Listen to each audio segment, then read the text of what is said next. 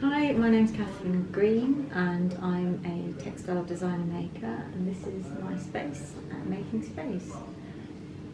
Amazing. So how would you describe your work? I would describe my work as wearable art. I work with Shibori and printing techniques predominantly to try and achieve texture and surface and layering in my work. Shibori is a form of resist. A lot of people might know it as tie-dye, and there are different forms. It's a traditional Japanese technique, and they use it in a very beautiful, considered, precise way.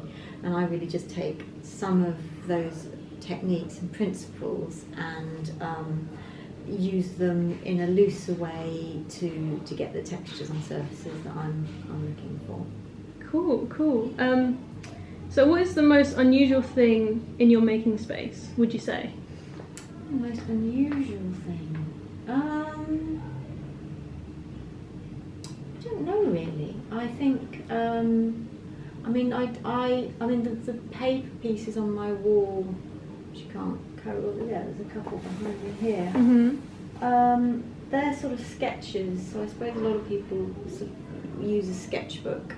Mm-hmm. But I don't work very well in a sketchbook, and I find that doing big paper pieces as just sketches allows me to be bold and not get so bogged down in detail and not waste money on lovely fabrics, making big mistakes. So I suppose they're sort of unusual things. I mean, most of the things when I look around are kind of tools of the trade. They're not very glamorous tools of the trade. A lot of them are sort of plastic tubs and containers, whereas a lot of makers have really beautiful tools and unusual things, but mine aren't really. And then I've got photographs and inspiration from other people and things like sort of old cotton reels and old tins, and it's just all part and parcel and it feeds in. I've got some stones that I've picked up in Scotland. It's all about texture, so it's just sort of a reflection on me. Maybe I'm just not that unusual, I don't know. No.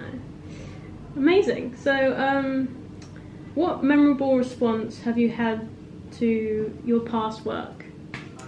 I've had some really good feedback over the years. Currently I've got an exclusive collection with Glyndebourne Opera for this season, and they found me. They sort of sought me out at a craft fair I was doing at Made in Brighton a couple of years ago, and it's been a really nice collaboration with them and. Sarah Luke, who's the sort of head of sort of retail, she gave me a really fabulous quote, that I can use about working with me, which was really lovely. And I've also had some lovely feedback from Jagged Art, a gallery in London. Wow. So sort of they're memorable things, but as well, it's the people that come in here and they respond to my work. So it doesn't always have to be, it's great if it's a gallery owner or, or Glyndebourne, but it's people that come in and they just respond to what I've done, and they just love it. And not even if they buy it or not, it's just they get it and they love it. And I think that means a lot to me. Yeah, that always gives me a boost. Wow, amazing.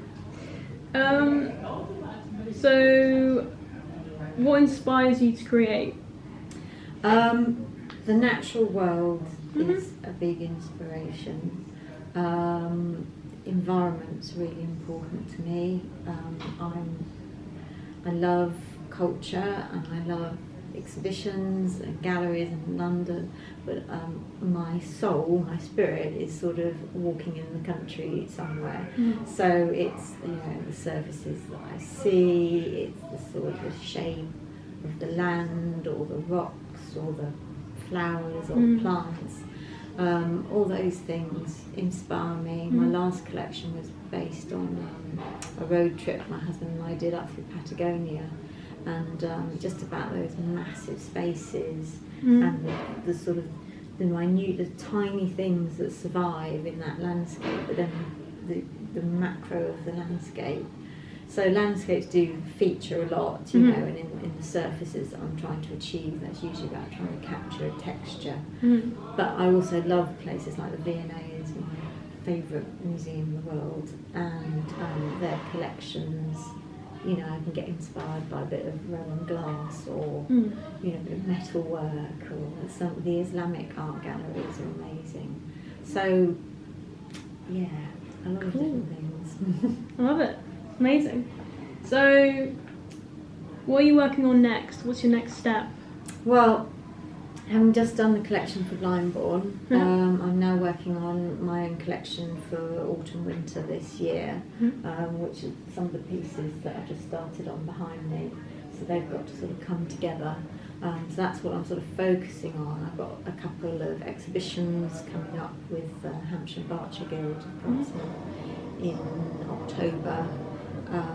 So I'm sort of gearing up for that, and then I'll pop up in Farnham for the run up to Christmas.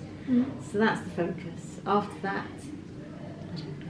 Actually, I do know. Well, I know what I'd like to do. I'd like to work on some more sort of textile hangings, some art pieces, some one-off pieces. You know, people do buy these and hang them in their house or drape them somewhere, but I'd like to make some sort of site-specific pieces. So that's the long term, but I've sort of been wrestling with that for quite a while now. So yeah, maybe